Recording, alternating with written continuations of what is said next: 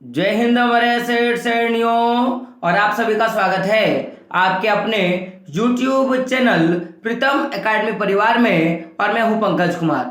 तो आज के इस वीडियो पे बात करेंगे झारखंड बोर्ड के द्वारा यानी कि जैक बोर्ड के द्वारा टर्म 2 का, मैं किसका बात कर रहा हूं, टर्म 2 का मॉडल पेपर जारी किया गया है। तो आज के इस वीडियो पे हम लोग बात करेंगे क्लास 11 का जो ज्योग्राफी का जो सब्जेक्ट है, इस सब्जेक्ट का मॉडल पेपर सेट संख्या 1 पे डिस्कशन करेंगे माय डियर फ्रेंड। तो अगर आप देखोगे तो यहाँ पे कुछ सामान्य निर्देश दिया गया है। तो निर्देश को तो मैं नहीं पढ़ूंगा क्योंकि आप सबको पता होगा कि इसका क्या निर्देश है, लेकिन बात करेंगे सीधा का सीधा हम लोग आंसर पे। तो देख सकते हो कि सबसे बड़ी चीज कि आप यहाँ पे जितने भी आंसर देखोगे, जो भी आपके 19 क्वेश्चन जो भी आपके दिए गए हैं, जो भी 19 क्वेश्चन आपके दिए गए हैं, तो इन 1900 क्वेश्चन के आंसर जो है वो हाथ से लिखा हुआ है माय डियर फ्रेंड। और हाथ से लिखने में बहुत ज्यादा समय लगता है, तो बस टाइम का ध्यान रखते हुए और मेहनत का ध्यान रखते हुए क्या करें, आप चैनल को सब्सक्राइब कर लें और बेल के आइकन क्या करें दोस्तों जरूर प्रेस कर दे।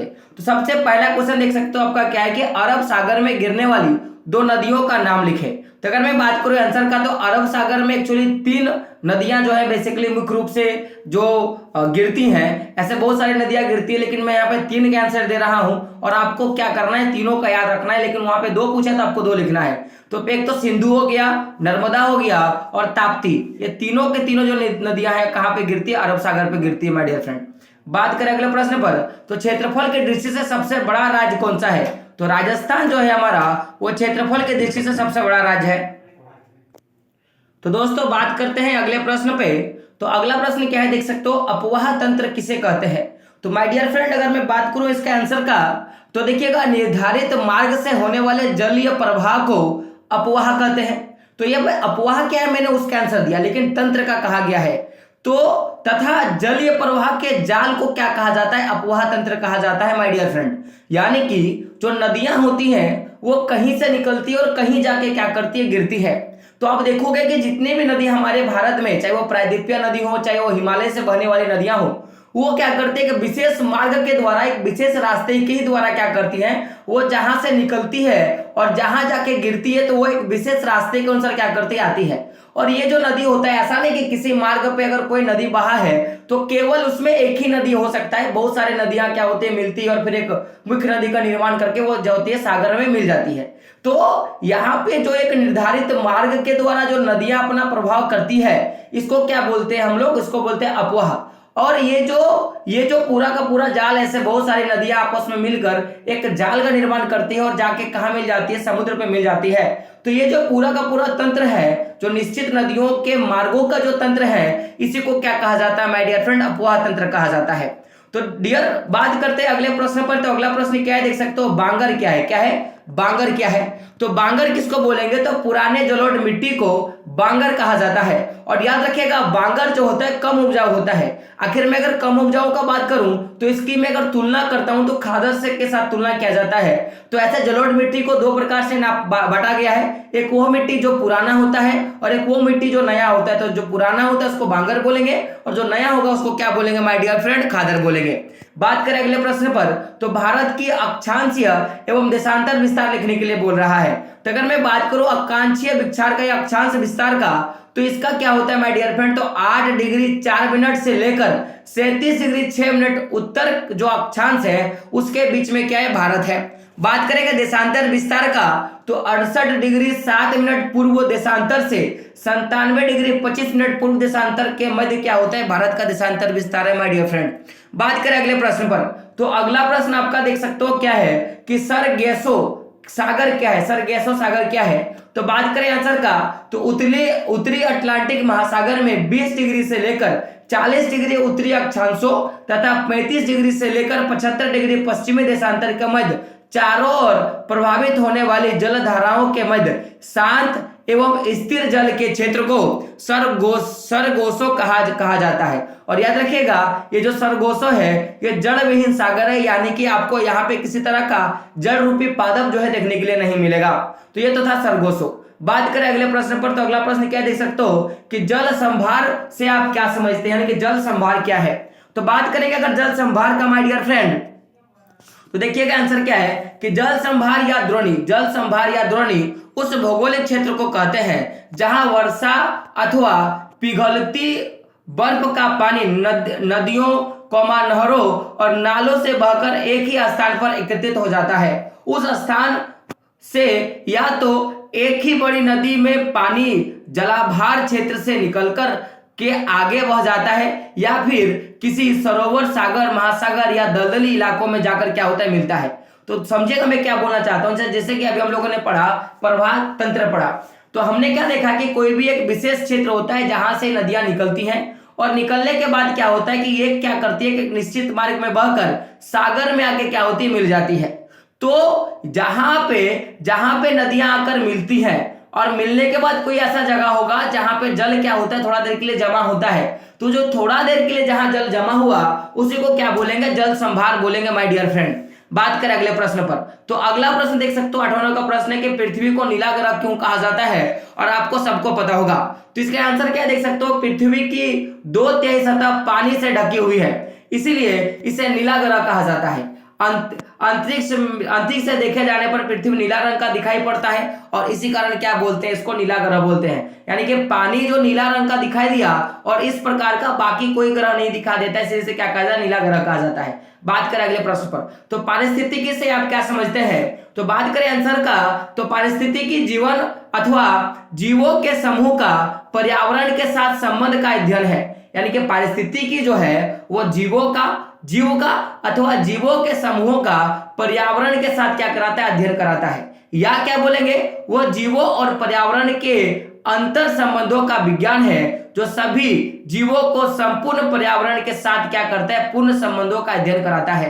दैट मीन्स जो भी हमारे पर्यावरण में जीव जंतु है और जो भी जीवों का समूह है, तो जीवों के समूहों का और पर्यावरण के साथ उनका जो संबंध है, यही क्या कहलाता है, आपका पारिस्थितिकी कहलाता है माय डियर फ्रेंड। बात करें अगले प्रश्न पर, तो अगला प्रश्न आपका क्या दे सकते हो, जैव मंडल से आप क्या तात्पर्य है। तो जैव मंडल पृथ्वी के चारों तरफ व्याप्त मोटी वायु, जल, स्थल, मृदा तथा देख सकते हो तथा गैस युक्त एक जीवनदायी परत होता है, जिसके अंतर्गत पादपों एवं जंतुओं का जीवन संभव होता है। सामान्यतः जैव मंडल में पृथ्वी के हर उस अंग का समावेश है जहां जीवन क्या होता है, पनपता है। दैट मीन्स आप ये जो पूरा का पूरा संसार देख रहे हो अपनी आंखों से, तो आप अपने चारों तरफ क्या क्या चीजें देख पाते हो। आप वायु की एक मोटी परत देख पाते हो, जल देख पाते हो, स्थल देख पाते हो, मृदा देख पाते हो और सेल देख पाते हो, दैट मीन्स चट्टानें देख पाते हो। तो इनसे युक्त जो एक परत बनता है और जो परत आपको जीवन में जीने की इच्छा देती है, इसी को हम लोग क्या बोलते हैं माय डियर फ्रेंड, जैव मंडल। या आप ऐसे बोल सकते हो कि ऐसा मंडल जिसमें जीवन पाया जाता है उसे क्या कहेंगे, जीव मंडल या जैव मंडल क्या बोलेंगे दोस्तों, हम लोग बोलेंगे। बात करें अगले प्रश्न पर, तो अगला प्रश्न देख सकते हो आपके क्या है कि नदियों के किन्हीं 5 महत्वों को लिखने के लिए बोला है। क्या बोला है, नदियों के किन्हीं 5 महत्वों को लिखें। तो बात करें महत्व का, तो पहला महत्व क्या देख सकते हो कि नदी का पानी उपजाऊ के लिए अत्यंत आवश्यक है, किसानों के लिए नदियां अत्यंत उपयोगी होता है। तो पहला तो कृषि कार्य के लिए हमारे लिए लाभदायक हो गया। दूसरा देख सकते हो क्या है कि नदी के बिना हमारी जलवायु शुष्क हो जाती है, यानी कि अगर किसी क्षेत्र में नदी नहीं है तो उस क्षेत्र की जलवायु शुष्क हो जाएगी, यानी कि वहां पे गर्मी जो है आपको ज्यादा देखने के लिए मिलेगा। बात करेंगे अगले फायदे पे, तो नदियां अनेक पशु पक्षियों को आश्रय भी देता है, उनको पीने के लिए जगह, रहने के लिए जगह देता है। आगे देख सकते हो नदियों से हमारा जीवन हरा भरा है, उसके बिना धरती मरुस्थल बन जाती है। तो ये भी क्या है, हमारा एक लाभ है। भारत में नदियों का धार्मिक कार्यों में एक उच्च स्थान है और धार्मिक कार्यों में क्या करते हैं लोग, नदी का प्रयोग करते हैं माय डियर फ्रेंड। बात करें 12 नंबर प्रश्न पर, तो बांगर एवं खादर में अंतर स्पष्ट करने के लिए बोला है। तो इधर देख सकते हो खादर, इधर बांगर है, तो नवीन जलोढ़ मृदा को क्या बोलेंगे हम लोग, बांगर बोलेंगे, खादर बोलेंगे, और प्राचीन जो जलोढ़ मृदा होगा उसको क्या बोलेंगे हम लोग, खादर बोलेंगे। सॉरी उल्टा मैंने बोल दिया, मैंने क्या बोला कि जो नया या नवीन जलोढ़ मृदा होगा उसको क्या बोलेंगे, खादर, और जो पुराना या प्राचीन जो जलोढ़ मृदा होगा उसको क्या बोलेंगे, बांगर। याद रखिएगा खादर जो होगा वो अत्यधिक बारीक व रतीले होती है, लेकिन वही बात करेंगे बांगर का, तो कंकड़ व कैल्शियम कार्बोनेट का क्या होता है, यह बना होता है। बात करेंगे आगे, तो देखोगे क्या है कि बार बार नवीनीकरण क्या होता है, संभव होता है, किसमें, खादर में। लेकिन बात करेंगे बांगर में, जिसमें बार बार क्या नहीं कर सकते, नवीनीकरण हम लोग नहीं कर सकते हैं। बात करेंगे अगला, तो नदी के पास ये जो खादर होता है, यह नदी के पास डेल्टा तथा बाढ़ निर्मित मैदानों में क्या किया जाता है, पाया जाता है। लेकिन बात करेंगे खादर का तो बांगर का, तो ये नदी से दूर और ऊंचे स्तर में क्या किया जाता है, पाया जाता है माय डियर फ्रेंड। बात करें अगले प्रश्न पर, 13 नंबर का प्रश्न आपका देख सकते हो कि समुद्री जल की लवणता से आप क्या समझते हैं, यानी कि समुद्र जल की लवणता से आप क्या समझते हैं, ये आपका प्रश्न है। तो बात करेंगे आंसर पे, तो वर्षा का जल हो या देख सकते हो क्या, वर्षा का जल हो या महासागरीय जल, सभी में घुले हुए खनिज नमक की मात्रा पाई जाती है। आप देखोगे वर्षा की जल भी नमकीन लगती है और महासागरीय जल में भी क्या होता है, आपको नमकीन देखने के लिए मिलेगा। और इसका कारण क्या है कि इसमें खनिज जो है, नमक खनिज जो है वो पाया जाता है। लवणता या खारापन वह शब्द है जिसका व्यवहार समुद्र जल में घुले हुए नमक की मात्रा को परिभाषित करने के लिए किया जाता है। एक क्रिगा यानी कि 1 किलोग्राम समुद्र के जल में घुले हुए नमक की मात्रा के द्वारा इसकी गणना क्या होती की जाती है, यानी कि समुद्र के पानी में जो नमक, खनिज रूपी जो नमक है, उसी को क्या बोलते हैं, समुद्र की लवणता क्या कहा जाता है। बात करें अगले प्रश्न पर, तो बायोम क्या है मेरे दोस्तों, क्वेश्चन क्या है कि बायोम क्या है। तो बात करेंगे आंसर पे, तो बायोम का हिंदी अर्थ जैव क्षेत्र है। बायोम अर्थात जैव क्षेत्र एक ऐसा क्षेत्र होता है जहां पर रहने वाले जीव जंतु तथा पेड़ पौधों के रहने की सामान्य विशेषता एक जैसी होती है। बायोम यानी कि आप बोलोगे तो क्या मैंने अभी बोला, जैव क्षेत्र। आप देखोगे कि हमारा जो जैव क्षेत्र है, जहां जिस भी क्षेत्र में जीवन पाया जाता है पृथ्वी में खास करके, तो यहाँ पे सभी लोगों का रहने का और अपने जीवन को जीने का जो तरीका है लगभग सेम है। तो यही जो क्षेत्र है आपका क्या कहा जाता है, बायोम क्षेत्र कहलाया जाता है। बात करें अगले प्रश्न पर, तो पारिस्थितिकी संतुलन क्या है, इसके असंतुलन को रोकने के महत्व उपायों को क्या करना है, चर्चा करना है माय डियर फ्रेंड। तो बात करें आंसर पे, तो देख सकते हो क्या है कि किसी पारितंत्र या आवास में जीवों के समुदाय में परस्पर देख सकते हो क्या है गतिक साम्यता की आवश्यकता ही पारिस्थितिकी संतुलन है। यानी कि किसी भी पारितंत्र में या अगर आप किसी क्षेत्र में, उन क्षेत्र में रहने वाले जीव जंतु पेड़ पौधों की बात करोगे, तो उनके बीच में जो एक दूसरे का जो संबंध है, यानी कि जो भी गतिक साम्यता है, वही जो अवस्था की जो संतुलन है, जो उसको बनाए रखना ही क्या कहलाता है आपका, तो पारिस्थितिकी तंत्र संतुलन कहलाता है। यह तभी संभव है जब जीवधारियों की विविधता अपेक्षाकृत अस्थायी रहे।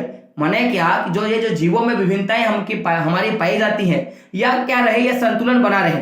क्रमशः अगर बात करें तो परिवर्तन भी हो, लेकिन ऐसा प्राकृतिक अनुक्रमण के द्वारा ही होता है। इससे पारितंत्र में हर प्रजाति की संख्या में एक अस्थायी संतुलन के रूप में भी वर्णित किया जा सकता है। दैट मीन्स अगर बात करेंगे तो अगर आप देखोगे कि परिवर्तन, मैंने अभी क्या बोला कि ऊपर में कि भाई ये जो आप देखोगे जो डिफरेंस है एक जाति और दूसरे जाति के बीच में, ये बदलाव हमेशा बनी रहनी चाहिए। लेकिन अगर किसी जाति में किस तरह का कोई परिवर्तन हो रहा है तो प्राकृतिक अनुक्रमण के द्वारा हो, यानी कि जो प्राकृतिक वर्ण या चयन सिद्धांत डार्विन वाला जो आप बोलोगे उसके हिसाब से होना चाहिए। और साथ में उनकी प्रजाति की संख्या में किसी तरह की कोई कमी या किसी तरह का कोई वृद्धि नहीं होना चाहिए। संतुलन बना ही रहेगा तभी क्या होगा, पारिस्थितिक संतुलन कहलाएगा। संतुलन निश्चित प्रजातियों में प्रतिस्पर्धा व आपसी सहयोग से होता है। ये जो संतुलन होता है माय डियर फ्रेंड, ये किसी भी प्रजाति के बीच में आपसी प्रतिस्पर्धा, जीवन जीने का और बचे रहने की जो प्रतिस्पर्धा है, उसके सहयोग से, कुछ प्रजातियों के जिंदा रहने के संघर्ष से भी पर्यावरण संतुलन प्राप्त किया जाता है। संतुलन इस बात पर भी निर्भर करता है कि कुछ प्रजातियों अपने भोजन व जीवित रहने के लिए दूसरी प्रजातियों पर निर्भर रहती है। इसके तरफ मांसाहारी कम संख्या में होते हैं तथा शाकाहारी के शिकार पर निर्भर होते हैं, अतः इनकी संख्या क्या होती है, नियंत्रित होती है। आप देखोगे कि पर्यावरण में आपको मांसाहारियों की संख्या बहुत कम देखने के लिए मिलेगा और शाकाहारी जीवों की संख्या आपको बहुत ज्यादा देखने के लिए मिलेगा। तो अगर मांसाहारी जीवों की संख्या शाकाहारी जीवों की संख्या से अगर ज्यादा हो जाए तो कहीं ना कहीं जो ये असंतुलन है वो बिगड़ जाएगा और दुनिया में शाकाहारी जीव जो है मर जाएंगे, फिर मांसाहारी जीव आपस में काट कूट के खाना शुरू कर देंगे और वो भी समाप्त हो जाएंगे, और जिसके कारण बाद में पर्यावरण में प्रदूषण जो है बढ़ना शुरू हो जाएगा।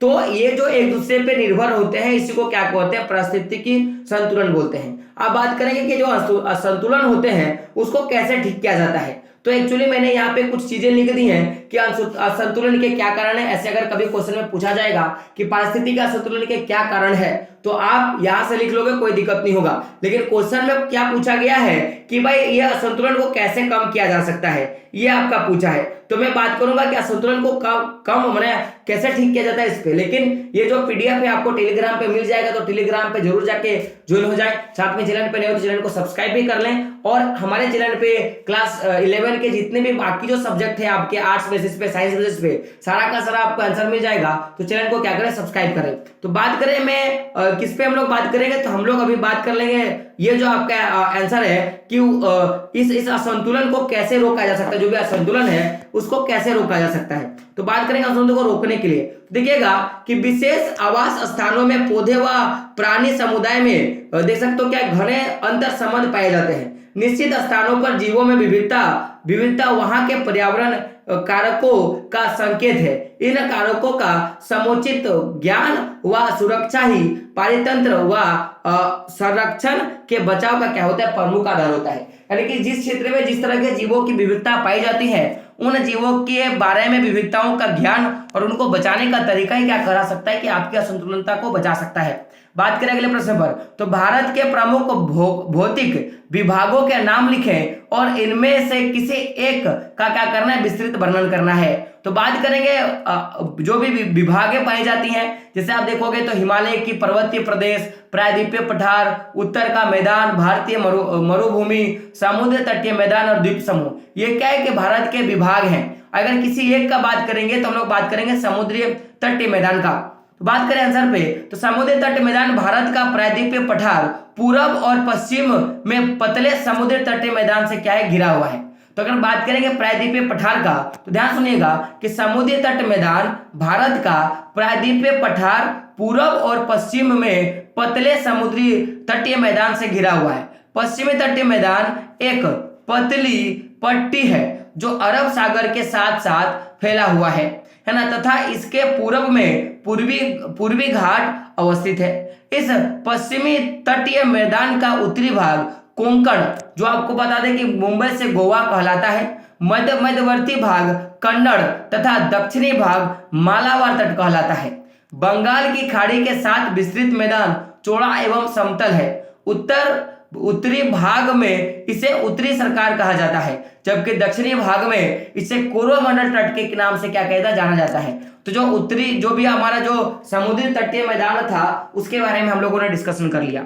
बात करेंगे 17 नंबर प्रश्न पे, तो प्रश्न क्या देख सकते हो, मृदा अपरदन क्या है, इसके रोकथाम के क्या उपाय है, आपको यह बताना है।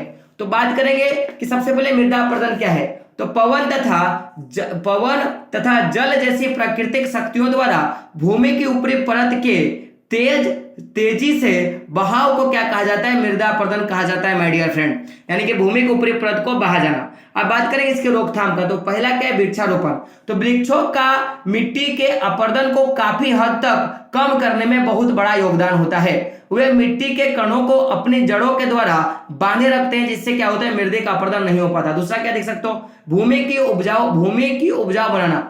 अपरदन बंजर भूमि में अधिक होता है। मृदा में खाद अथवा उर्वरक मिश्रित कर उसे कृषि योग्य बना देंगे तो क्या होगा कि जो बंजर भूमि से क्या होगा, मृदा अपरदन बहुत कम हो जाएगा।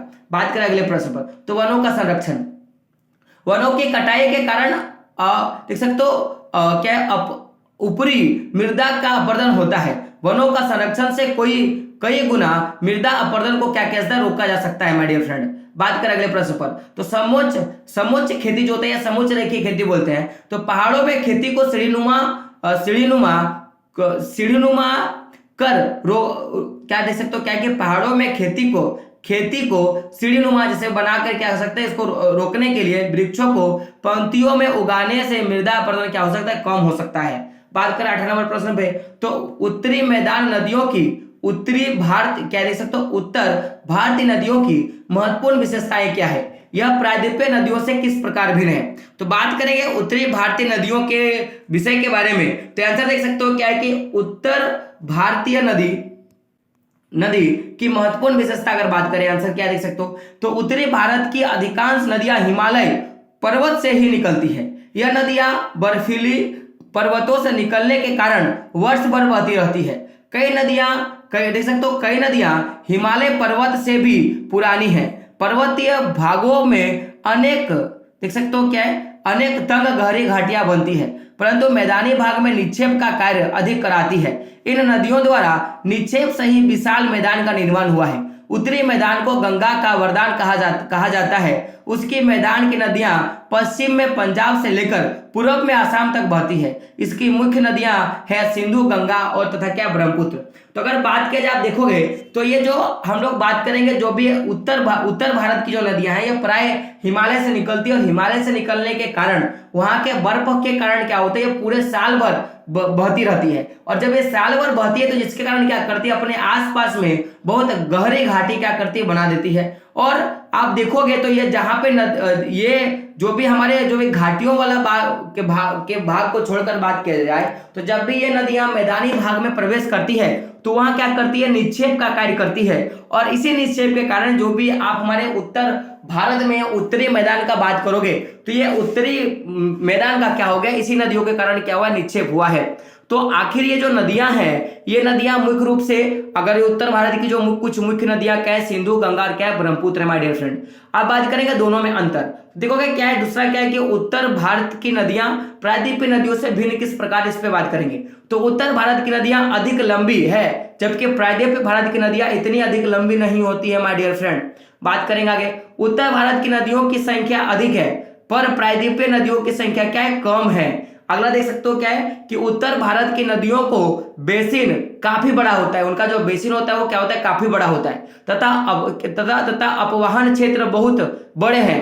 पर प्रायद्वीपीय नदियों के बेसिन तथा अपवहन क्षेत्र बहुत बड़े हैं, पर प्रायद्वीपीय नदियों के बेसिन अपवाह क्षेत्र क्या होते हैं, छोटे होते हैं माय डियर फ्रेंड।